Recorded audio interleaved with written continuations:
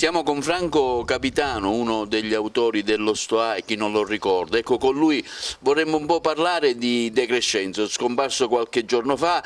De Crescenzo ha avuto una collaborazione con lo Stoa di Agrigento e proprio l'autore Capitano ce ne parla. Sì, e infatti dobbiamo andare un po' indietro nel tempo, siamo intorno agli anni 95, quando De Crescenzo già aveva raggiunto il massimo della sua notorietà, del suo prestigio, aveva già fatto film con Il Papocchio di Arbore, il suo film Così parlo Bellavista e quel bellissimo film che è Il 32 dicembre che io amo.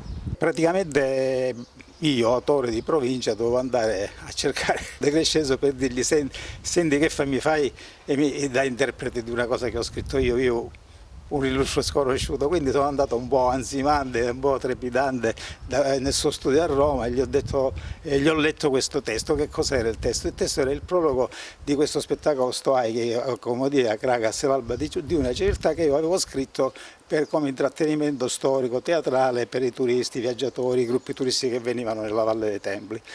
E quindi glielo lessi ed ero lì a vedere la sua faccia che cosa mi diceva. Quando lui lo lesse mi disse: ma lo devo fare in costume greco? Allora io capii subito che me lo faceva e io questa soddisfazione subito, questa gioia che provai, non la ebbi solo per me, ma la ebbi per la mia città, perché io feci da tramite alla mia città, da Cracas, da Agrigento, cioè coinvolgere lui, grande grecista, appassionato a parlare, a essere presente nella nostra città, ad Agrigento, quindi è stata una bella cosa non solo per me, ma soprattutto per Agrigento.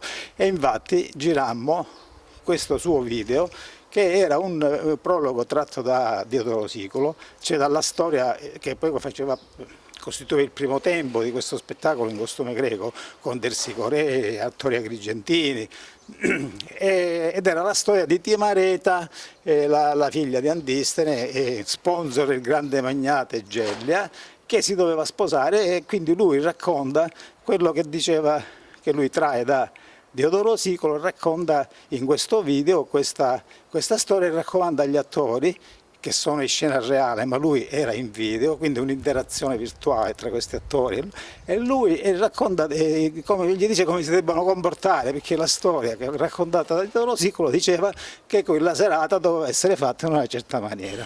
Senti, secondo Diodoro Siculo, storico di Agira, tu non dovresti stare qua, tu dovresti fare il testimonio alle nozze di Timareta, la figlia di Antistene, del tuo amico Antistene.